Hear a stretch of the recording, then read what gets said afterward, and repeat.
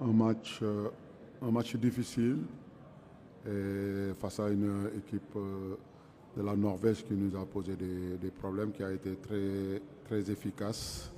Donc, qui nous a mis des buts à des moments où c'est le pire moment de prendre des buts, surtout quand on prend un but juste avant d'aller à la mi-temps. Et quand on revient encore, le moment où on commence à se retrouver, on reprend encore un deuxième.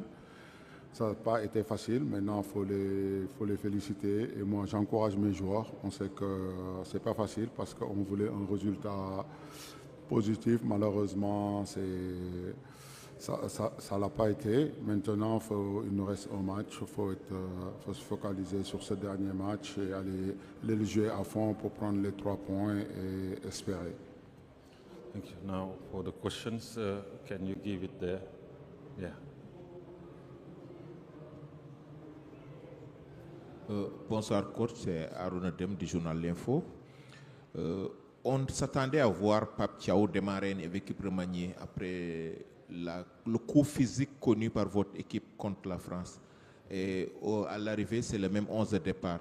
Et par la suite, on avait espéré un changement tactique pour apporter un peu plus de percussion. Et défensivement, on a vu une équipe du Sénégal qui n'a été incapable d'éviter des buts faciles. Qu'est-ce qui justifie tout cela?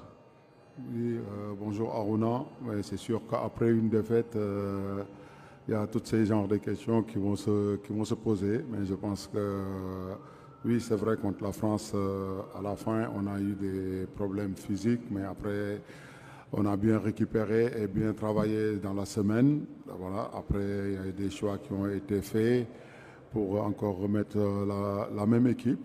Maintenant, c'est sûr qu'une fois qu'on perd, les gens vont se poser des questions. Voilà. Mais maintenant, c'est ça. Nous, c'est le collectif. Après, il y a des gens qui sont venus derrière, qui ont fait une bonne rentrée. Maintenant, il faut surfer sur ça et aller de l'avant et se dire, il nous reste un match.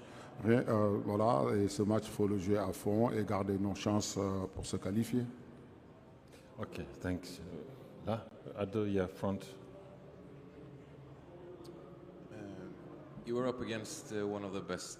You were up against one of the best strikers in the world today in Erling Haaland.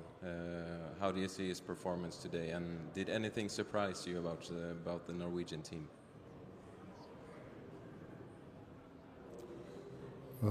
Surpris non, parce qu'on les avait visionnés, on a bien travaillé, mais c'est sûr qu'après, derrière une défaite, on va se dire que voilà, mais un joueur comme Alan, on le connaît, donc on n'a pas besoin de le présenter. Après, c'est un joueur très efficace, on savait.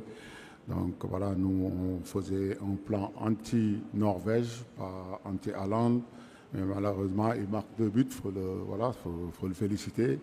Parce que quand même, il marque 2 buts pour son équipe. Mais maintenant, nous, on va continuer à travailler, à revisionner aussi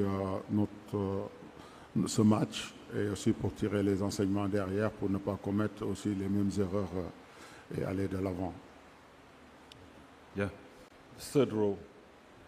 Yeah, no, that guy, yeah, with the hat, yeah. Bonsoir coach. Adam Kandé de GCV. J'ai une question, coach. C'est en 4 participations en Coupe du Monde, c'est la plus mauvaise entame du Sénégal. 2 matchs, 2 défaites d'entrée de jeu.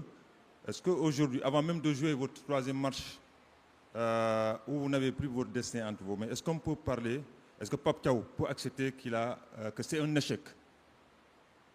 Mais, bonsoir Adama. Je pense que c'est tôt de parler, c'est un échec. Donc, je pense que c'est une compétition, comme je l'ai dit.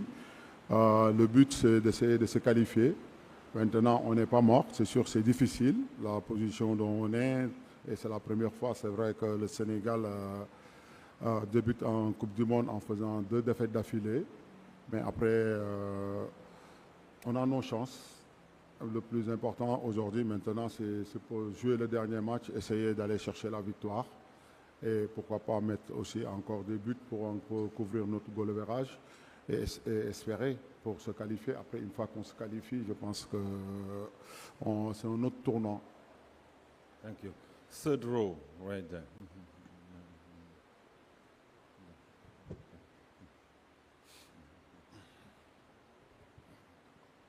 Ok, bonsoir coach. En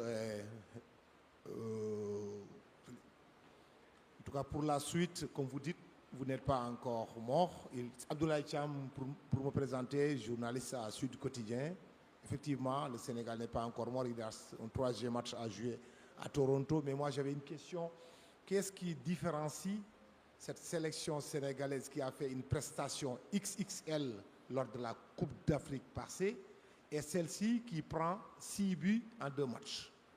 Oui, oui, bonsoir Abdoulaye. C'est sûr que si on compare la sélection que notre force c'était de ne pas prendre de but et aujourd'hui on prend 6 buts en 2 matchs.